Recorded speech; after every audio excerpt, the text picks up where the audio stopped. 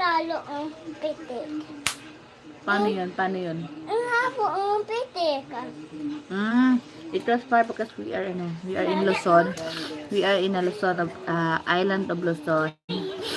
So the earthquake happened in Mindanao Island. So 7.8 magnitude.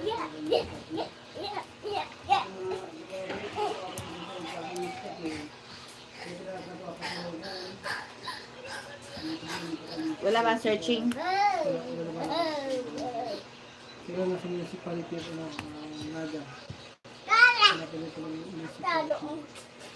Oh, Naga na yan. DTI Naga. Wala man dito DTI sa Gensa. Naga yan. DTI Naga. Nasaan na yun? Nasaan sa magsaysay ang DTI?